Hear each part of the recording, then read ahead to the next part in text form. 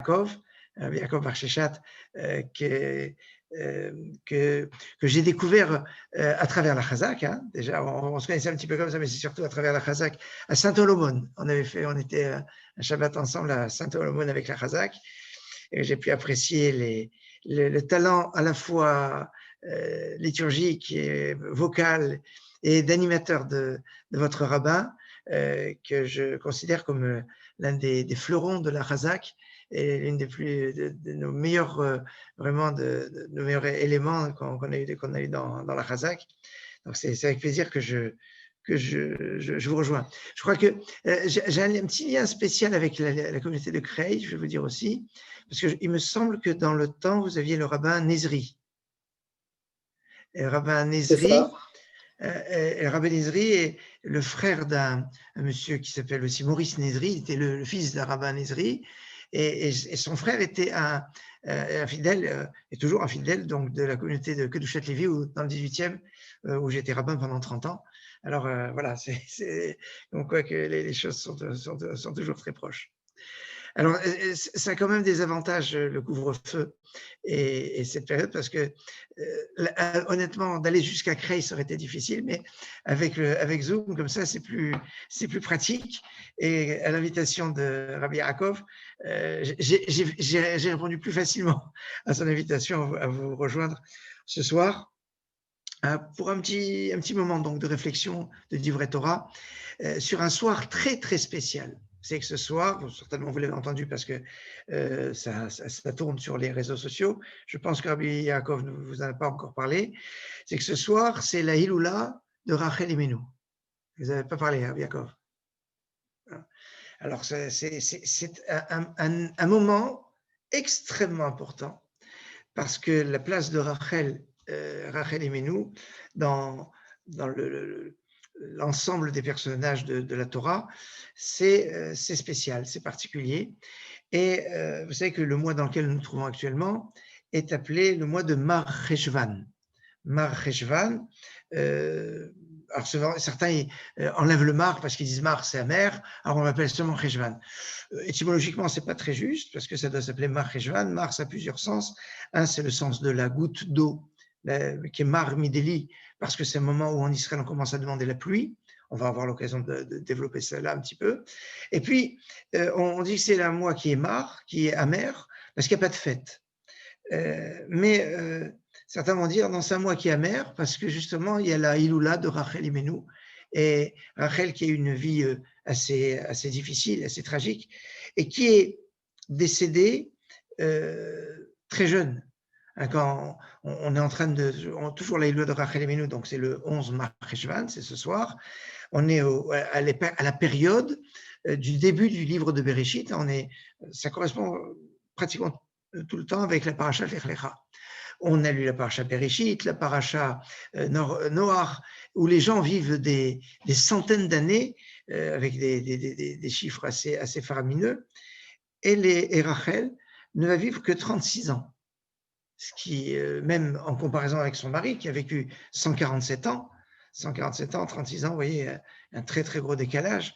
Et donc, c'est encore plus remarquable parce que le jour du 11 Mar Cheshvan, donc ce soir, c'est aussi une Hiloula d'un autre personnage. Alors, la Hiloula de Rachel Imenu, c'est une Hiloula qui est assez réputée, notamment très populaire chez les dames. Pratiquement tous les ans, dans de nombreuses communautés, on organise la Hiloula de Rachel Imenu. Je vais revenir là-dessus après. Mais c'est une Hiloula aussi, c'est le jour anniversaire de la Hiloula d'un autre personnage biblique qui est décédé exactement à la même date, le 11 Mar Cheshvan, et qui est beaucoup moins fêté, on va dire, beaucoup moins connu. C'est seulement les personnes qui ont une certaine érudition qui peuvent découvrir ça. C'est la Hiloula de qui d'autre, Rabbi Yaakov? Ce soir, le 11 Mar Cheshvan, normalement, ça aurait dû être le début du déluge, le 11 Mar Cheshvan. Il aurait dû commencer mais il va y avoir un décès ce jour-là, et Dieu va laisser le temps des 7 jours de deuil, des Shiva, comme on appelle, en disant peut-être que les Shiva vont permettre de se réveiller pour les contemporains de Noach et qu'ils vont faire Teshuvah et que ça amènera de ne pas avoir amené le déluge sur la terre. Et malheureusement, ils ne se sont pas réveillés. Donc, il y a comme ça souvent des appels que Dieu nous envoie. Est-ce qu'on se rend compte que c'est cela? Alors, qui est décédé le 11 Marcheshvan? C'est Methuselah, Mathusalem. En général, on dit vieux comme Mathusalem. Ça veut dire c'est ancien. Non, mais c'est que Mathusalem, c'est le personnage qui a vécu d'après le texte de la Torah. Je dis d'après le texte de la Torah parce que quand on approfondit les Midrashim, oui, c'est ça le deuil de Methuselah, très bien, Galaxy J7. Donc, quand on voit les Midrashim, on se rend compte que la femme de Noach a vécu plus longtemps encore et que Caïn, qui a tué Abel, a vécu aussi plus de 1000 ans. Mais ça, c'est pas connu, et puis c'est pas marqué en toute la Torah. Par contre, que Methuselah a vécu 969 ans, c'est écrit en toute la Torah. Il est né, pour votre formation, en l'an 687 du calendrier hébraïque, et il est niftar en 1656, l'année du déluge. Donc, il a vécu 969 ans. Et pourtant, bien qu'il ait vécu 969 ans, eh bien, il est bien moins connu au niveau de sa Hillula que Rachel. Rachel, 36 ans, Methuselah, 969 ans, et pourtant, tous ceux qui font une Hillula ce soir, en général, parlent beaucoup de Rachel, parlent pratiquement que de Rachel, et Methuselah est complètement oublié. Comme pour nous montrer que ce qui est important dans la vie, ce n'est pas la quantité, c'est pas de vivre longtemps, mais de savoir qu'est-ce qu'on met dans sa vie, quel sens on donne à sa vie, quelle attitude on a dans sa vie. Et là, Rachel va avoir quelque chose de fort. Mais que Methuselah, c'est quand même le père de Lémer, et Lémer, c'est le père de Noach. Autrement dit, Methuselah, c'est le grand-père de Noach. C'est quand même pas n'importe qui. C'est le fils de Hanor. C'est Hanor qui, le pauvre miskin, il va décéder très très jeune. Ce pauvre, il est très jeune. Non, vous savez, à l'époque où il vivait dans les 900 ans, 800 ans, c'est sûr que Hanor, c'est un personnage particulier. On dit que Hanor va devenir un ange. Hein, c'est une histoire un peu Veinenu, qu'il a kachoto Elohim, Dieu l'a pris.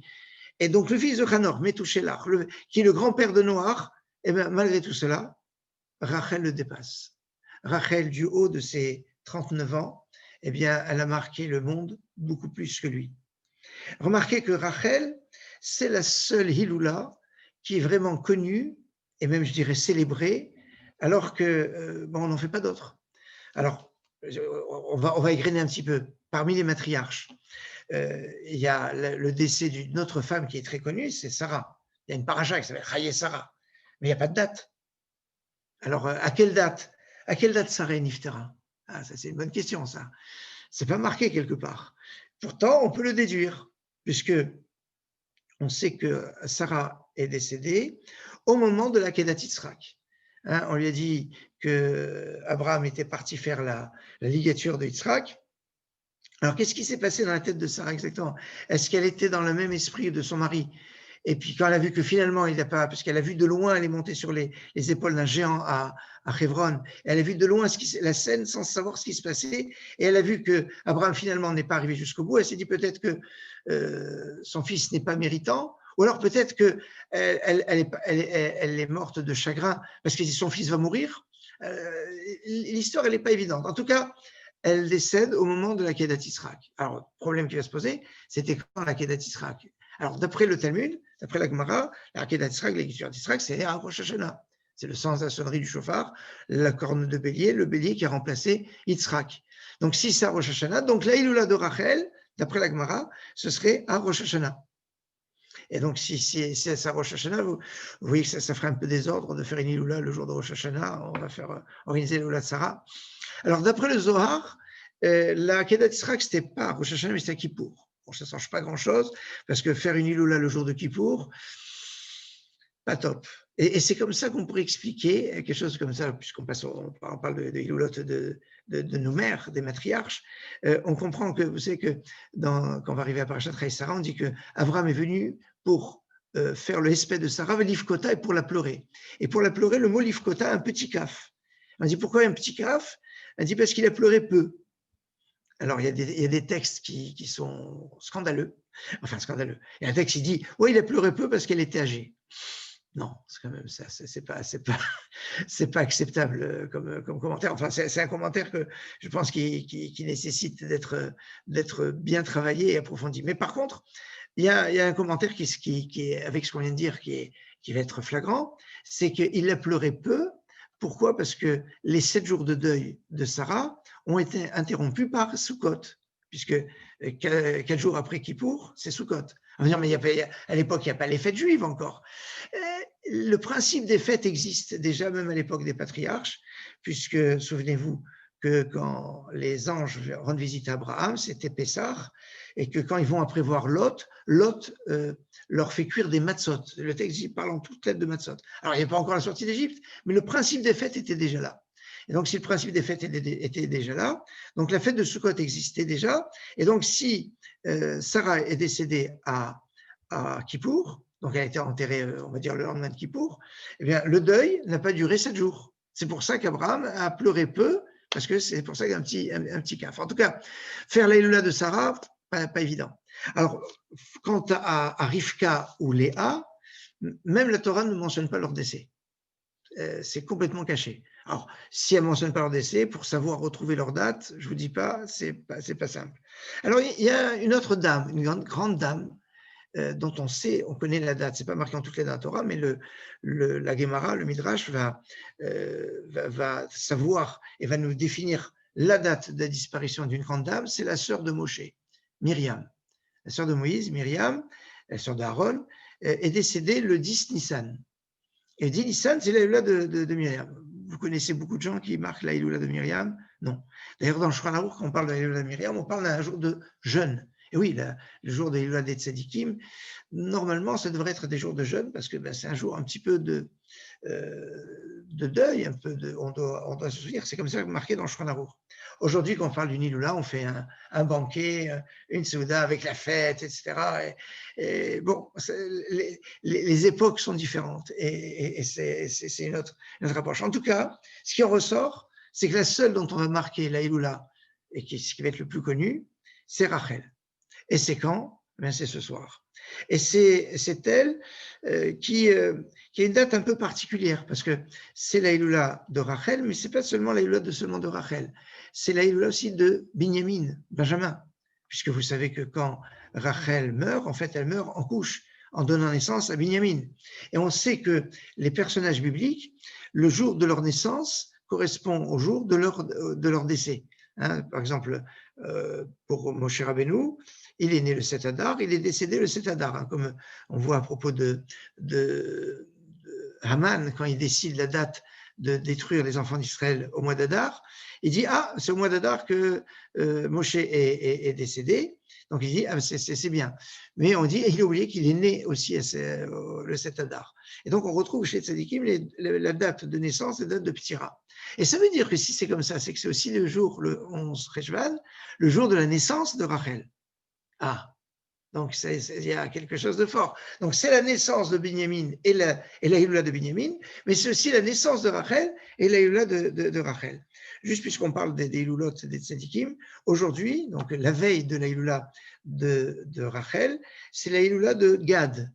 Gad, le fils de Zilpa, et Gad, on dit quand il est né, Ba Gad, on dit Gad est arrivé, c'est Ba Mazal, c'est donc le bon Mazal qui est arrivé. Espérons que ce soit une période, par le srout de Rachel, qu'on ait de bonnes nouvelles. Et alors, le srout de Rachel, qu'on ait de bonnes nouvelles, ça va avoir une incidence assez particulière. Excusez-moi, j'ai l'habitude, un petit peu comme toutes les personnes qui travaillent beaucoup avec leur voix, de mettre un peu de de carburant quand j'ai déjà fait chez Akol tout à l'heure. Hein, je dis que j'ai déjà fait chez Akol parce que quand on ne se dit pas, ah, le Rav, il boit sans faire de bénédiction avant de boire. Non, on l'a déjà fait avant de se connecter. Alors, la puissance, l'importance de Rachel, alors on a vu, c'est la seule des matriarches dont on marque la Iloula, c'est un personnage central dont l'importance, malgré ses 36 ans de vie, va dépasser Methuselah qui a vécu 969 ans. Mais c'est quoi la grandeur de Rachel? Alors l'un des aspects de la grandeur de Rachel, c'est celle qui va faire de telle sorte à ce que sa sœur ne soit pas humiliée. Vous savez que pendant 7 ans, Yaakov travaille pour se marier avec Rachel, et arrivé au jour du mariage, eh bien, Lavan veut caser, entre guillemets, sa fille aînée, avec qui il a tous les problèmes du monde. Parce que pourquoi il a tous les problèmes du monde? Parce qu'elle avait déjà son chidour, Léa, sa fille aînée. Ben oui, Lavan avait 2 filles, Léa et Rachel, Léa la grande, Rachel la petite, et Yitzhak avait 2, et Yitzhak et Rivka, la sœur de Lavan, avaient aussi 2 garçons. Donc les 2 garçons pour les 2 filles, la grande pour le grand, le petit pour la petite. Donc en clair, le grand, c'est Esav, va se marier avec Léa, et Yaakov va se marier avec Rachel. L'histoire, elle est bien, elle est sympa, c'est clair, mais va poser un petit souci. Parce que Léa a posé la question, mais il est comment Esav? Esav, c'est un guerrier, c'est un chasseur, c'est un tueur, c'est un violeur, Et Léa a dit, mais moi je ne vais pas me marier avec un rachat, avec un méchant comme ça. Et elle pleurait du matin au soir, parce qu'elle ne voulait pas se marier avec Esav. Et c'est pour ça qu'on dit, aîné Léa racote. Les yeux de Léa étaient faibles, parce qu'elle n'arrêtait pas de pleurer. Et comme elle pleurait, alors regardez comme c'est intéressant, elle pleurait, elle a changé son nasal. Alors qu'elle aurait dû se marier avec Esav, eh bien son nasal va changer. Et il y en a un qui va participer un petit peu plus à cela, c'est son père, Lavan, qui va marier de force, et par erreur, on va dire pour Yaakov, Léa à Yaakov. Yaakov, évidemment, il ne va pas être très très content de ce qui s'est passé, mais quand même, quand il va se rendre compte le lendemain que c'était pas parce que c'était pas Rachel avec qui il s'est marié. Alors, il aurait pu dire comment Rachel m'a trahi. Elle aurait pu me prévenir que c'était pas elle qui était sous le dénuptial, qui était cachée sous le voile, etc. Et quand même, Yaakov a quand même accepté d'attendre 7 jours, les 7 jours de Sheva Brachot, comme on a fait, et de se marier avec Rachel pour 7 ans de travail encore, quand même. Mais alors là, il y a quelque chose qui est remarquable, c'est que Rachel, pour ne pas que sa sœur soit humiliée, parce que tout s'est passé dans le noir, s'est passé d'une façon un peu cachée, Yaakov qui se doutait que Lavan pouvait les conduire. Alors, ils avaient convenu de codes secrets entre Rachel et Yaakov. C'était quoi les codes secrets? C'était les lois concernant la femme, les lois de Chana. C'est ça le aîné. Le Chana, c'est la Chala, Nida et Hadlakat Haner. Les lois de la cacheroute, de la pureté familiale et du Shabbat, enfin des lumières du Shabbat. Et ça, c'était les secrets que Yaakov avait transmis à Rachel. Et Rachel, pour que Léa ne soit pas humiliée dans cette situation, elle va lui transmettre ses secrets. Et Léa sera au courant de tous les secrets. Et quand Yaakov va poser des questions à Léa, pensant que c'est Rachel, et qu'il va lui dire c'est quoi les halachot sur la chala, sur la nida, etc. Elle va lui répondre à tout, donc il va dire bon, c'est bien elle. Et en fait, Rachel l'a fait seulement pour que sa sœur ne soit pas humiliée. Ça va être la grandeur de Rachel. Ne pas vouloir provoquer l'humiliation de sa sœur, au risque même de se trouver peut-être dans une situation où elle pouvait perdre l'élu de son cœur, Yaakov, avec qui elle devait se marier. Et donc c'était une messirut nefesh, un don de soi qui était extraordinaire de Rachel, et d'une grandeur d'âme, ne pas que sa sœur ne soit pas humiliée. Et c'est quelque part quand on approfondit l'histoire, on va se rendre compte que Rachel va réaliser à travers cela le contraire de la faute de Chava, Ève, Chava, la femme d'Adam Arishon. Quand elle donne à manger à l'arbre de l'arbre de la connaissance du bien et du mal à son mari. C'était quoi son intention? Alors, il y a plusieurs explications, mais il y a une explication qui vient nous dire que elle était séduite. Elle s'est dit, je vais prendre de l'arbre de la connaissance du bien et du mal, mais elle s'est dit, oh là là, et si je meurs? Parce qu'elle dit, elle risque de mourir, on avait annoncé qu'elle pouvait mourir.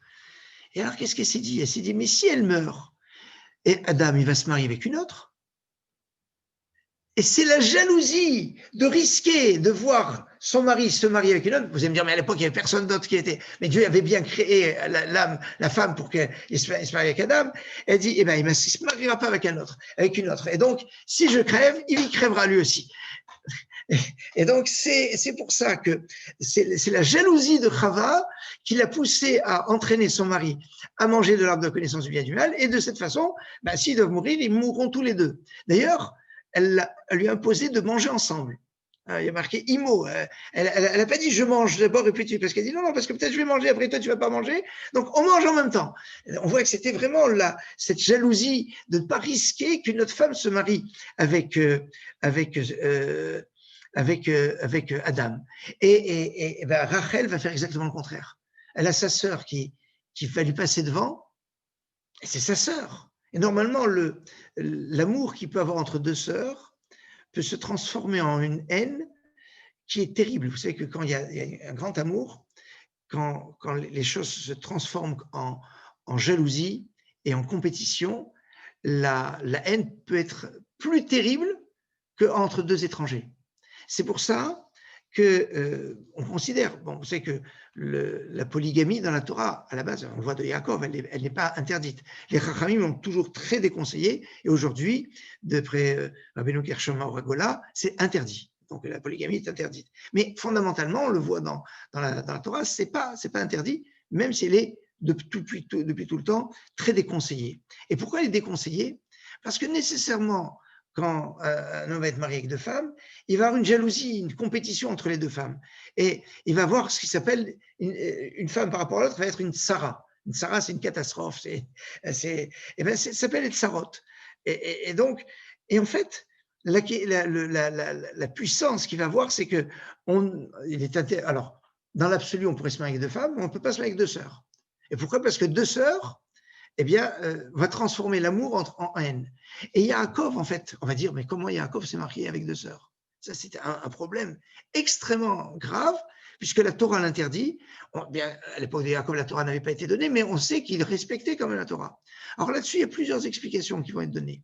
Une explication va être que Yaakov s'est marié avec les deux sœurs parce qu'il était en dehors d'Israël. Il respectait la Torah quand il était en Israël, mais pas en dehors d'Israël. Deuxième explication, c'était deux sœurs, certes, mais quand elles se sont mariées avec Yaakov, elles ont dû se convertir, entre guillemets, puisque Lavan n'était pas vraiment, à l'époque, ça n'existe pas, ni juif, ni Israël, etc. C'est Yaakov qui va être Israël. Mais enfin, il fallait une sorte de conversion. Or, on sait que quand une personne se convertit, c'est comme une nouvelle naissance, c'est un nouveau programme. Et donc, deux sœurs qui se convertissent, ben, c'est comme si elles n'étaient pas deux sœurs. Mais l'explication la plus forte, c'est quand Yaakov va voir l'attitude de Rachel vis-à-vis de sa sœur, d'être prête à lui donner les simanim, lui donner les secrets qu'ils avaient ensemble, il s'est rendu compte qu'il n'y avait pas du tout de compétition entre les deux sœurs. Et donc il s'est dit, il peut se marier avec les deux sœurs parce qu'il n'y a pas ce problème-là. Et donc c'est terrible cette histoire, et ça veut dire que Rachel va aller contre nature, va transformer des règles de base, mais malheureusement, les règles sont là. Et c'est pour ça que certains vont expliquer que quand Yaakov va arriver en Israël, Rachel va mourir quelque temps après leur arrivée en Israël, parce que la terre d'Israël ne supporte pas les fautes, elle ne peut pas supporter que Yaakov se marie avec deux sœurs. Et donc, Rachel va mourir, mais Rachel, elle est toujours présente. Parce qu'on dit Rachel mevakal banea, c'est la haftara du deuxième jour de Rosh Hashanah, c'est dans Jérémie. On dit Rachel, elle pleure pour ses enfants. Quand il va voir la destruction du premier temple et que il va voir tout le monde va essayer de plaider devant Dieu pour dire Hachem, pardonne-leur. Hachem a renvoyé tout le monde, mais il y en a une que Dieu ne va pas renvoyer, c'est Rachel. Et Rachel va voir l'argumentation suivante. Elle va dire Hachem, je ne suis que chair et d'os. En hébreu, on dirait je suis que de chair et de sang. Et pourtant, quand ma sœur a dû passer devant moi, je n'ai pas été jalouse de ma sœur. Ma sœur est passée devant moi et je l'ai acceptée. Toi, Hachem, tu nous dépasses. Tu es au-dessus de tout. Les enfants d'Israël ont mis devant toi la vodazara, l'idolâtrie. Ils t'ont remplacé par des idoles, par un comportement qui est négatif. Mais toi, tu es Hachem. Et puis, c'est des choses qui ne sont que des chimères. Et elle s'est mise à pleurer. Alors, le Midrash nous dit que Dieu a dit à Rachel, Rachel, sèche tes larmes, Rachel. Pour toi, tes enfants reviendront sur la terre. Et c'est pour ça que Rachel n'a pas été enterrée avec les autres patriarches et matriarches à Hebron, mais à Bethléem. Bethléem, qui est le lieu de la naissance du roi David, qui est l'ancêtre du Mashiach. Rachel, elle est toute seule là-bas et elle est sur le chemin quand on part de Jérusalem, si on va vers la Babylonie, vers l'exil, eh bien on passe par Bethléem. Derrière Bethléem, c'est le chemin de l'exil. Pour que les enfants d'Israël, en partant en exil, ont pleuré, ont prié sur la tombe de Rachel. Et Rachel, Mevakal, Banéa, Rachel qui pleure pour ses enfants, Dieu dit, Rachel, sèche tes larmes, parce que toi, tu as un mérite qui dépasse tous les patriarches, toutes les matriarches. Et c'est pour ça que dans les livres saints, on nous dit que la présence divine, elle est plus importante, tenez-vous bien, sur la tombe de Rachel qu'au Kotel à Maharavi. C'est-à-dire au Kotel, c'est le mur occidental. Eh bien, la présence de la Shrina, elle est encore plus importante au Kever Rachel. C'est pour ça d'ailleurs que le tombeau de Rachel est un des lieux les plus visités, où il y a le plus de gens qui prient. Pas seulement pour avoir des enfants, parce que souvent on dit les femmes qui n'ont pas d'enfants prient là-bas pour avoir, parce qu'elle a eu du mal à avoir son premier enfant, et après son deuxième enfant, elle est morte en couche. C'est Rachel. Mais Rachel, elle est liée avec les pleurs. Et remarquez quelque chose de très fort. Les pleurs, c'est quelque chose qui dépasse tout. Une larme se dit dim'a en hébreu. Dim'a, sa valeur numérique, c'est 119. Un petit peu de chiffres comme ça avant de finir. 119, c'est un chiffre extraordinaire. Le 119, le psaume 119, c'est le psaume le plus long. 119, c'est un monde entier. Mais 2 fois 119, ça fait 238. Et 238, c'est la valeur numérique de Rachel. Alors Rachel, c'est une puissance particulière, justement, quand on est à Parashat Lech Lecha. Et je vais conclure avec ça. Parce que quand on va avoir un lien de Rachel à Abraham. Rachel, c'est 238, Abraham, c'est 248. Il y a 10 de différence. Vous savez qu'il y avait 10 ans de différence entre Abraham et Sarah. Et Sarah qui est là-bas s'appelait Sarai. Et Sarai de Sarah, le Yud de Sarah, c'est dans la paracha de cette semaine, va se couper en deux et ça va donner un Hé à Sarah et un Hé à Abraham. Et c'est comme ça qu'Abraham va pouvoir enfanter, va pouvoir avoir un enfant, parce qu'Abraham ne peut pas avoir d'enfant, mais Abraham pourra avoir un enfant. Grâce à qui? Grâce à Sarah, qui à la base s'appelait Sarai. Le Yud, c'est 10, c'est la différence entre Abraham, 248, et Rachel, 238. Mais ça va beaucoup plus loin, cette histoire. Parce que on nous dit à Avram, au début de la paracha, Lech Lecha. Dieu dit à Avram, va-t'en, pars, va vers la terre que je t'indiquerai. Et quelque part, Avram doit se déplacer. Comme on est à période où en Israël, on commence à demander la pluie, mais vous savez que quand on demande la pluie, on demande aussi le vent. Mashiv haruach umorid hageshem. Fais souffler le vent et fait tomber la pluie. Parce que quand les nuages se forment, ils se forment essentiellement au-dessus des océans, au-dessus des mers. Mais s'il n'y a pas le vent qui pousse ces nuages au-dessus des terres, eh bien la plupart des pluies, elles sont au-dessus des mers et ça sert pas à grand-chose. Pour on puisse profiter des pluies, il faut qu'il y ait le vent. Et alors, c'est intéressant parce que ce vent qui va pousser, c'est un petit peu ce déplacement. Or, Abraham, c'est intéressant parce que Abraham, au début, il ne s'appelle pas Abraham, il s'appelle Abraham. Abraham, Aleph, Bet, Resh, Mem, ça fait 243. Mais 243, qu'on va dire Lech Lecha, c'est 100. Je crois que Rav Yaakov a dû vous parler de Lech Lecha. Et donc, comme Lech Lecha, c'est 100, à 100, je rajoute 243, ça fait 343, c'est Geshem, c'est la pluie. Ah, la pluie qu'on demande, eh bien, c'est un petit peu comme Abraham. Abraham qui devient après Abraham, qui va avoir 10 de plus que Rachel de 138. Alors, alors vous allez me dire, mais Rachel, alors comment elle va avoir son hé? Puisque Abraham, il peut avoir un hé et pour pouvoir enfanter, et Rachel n'a pas. Alors que remarquez que Sarah, finalement, va avoir un hé, Rivka va avoir un hé, Léa va avoir un hé, Zilpa va avoir un hé, et Bilha, la servante de Rachel, elle a 2 hé, Bilha. C'est pour ça qu'elle va donner un hé à Rachel, et comme ça, elle pourra enfanter. Et comme ça, Rachel, qui était à la base la femme qui ne pouvait pas avoir d'enfant, va devenir la mère de tout le clan d'Israël. Pourquoi la mère de tout le clan d'Israël? Parce que son fils aîné, Yosef, va nourrir tous les enfants d'Israël. Et celui qui nourrit, ben, c'est un père. Et donc, Yosef est considéré comme le père de tout Israël. C'est pour ça qu'il a un statut entre les patriarches et matriarches.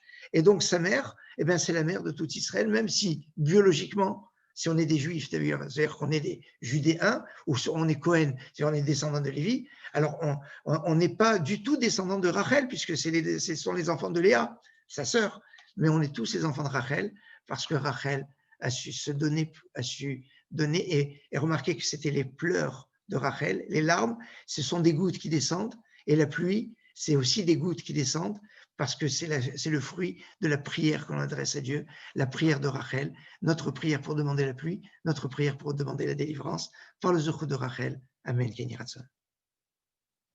Amen, amen, amen. Chazakou Baruch, Rav Zarbib. Alors là, vous avez comme quoi il y a 70 facettes à la Torah, que chaque semaine, c'est une facette différente. Et je pense que ce soir, vous nous avez apporté une nouvelle facette à notre panel. Alors, monsieur Ayot, tu penses que vous posez une question? Oui, avec plaisir. Rav Zarbib, vous avez parlé de la Bechora entre Léa. Oui. Mais elle a épousé quand même un Bechor, Yaakov. Il va acheter la Bechora. Oui, vous avez raison. Alors, est-ce que Laban Haramé, est-ce qu'il a compris cette histoire? Il n'avait pas compris, mais finalement, son âme l'a compris. Et donc, grâce en fait au fait que Yaakov a racheté la Bechora, donc quelque part, il a aussi acheté la possibilité de se marier avec Léa. Et Lavan n'en avait pas conscience, mais Lavan, lui, s'il voulait caser sa fille et puis il voulait gagner encore 7 ans de travaux de Yaakov, mais finalement, comme ça, on est arrivé à notre remarque est très pertinente. Et donc, Yaakov, il était à la fois Bechor et non Bechor. Il avait les deux statuts parce qu'il avait tout cumulé à travers son comportement. Chazak.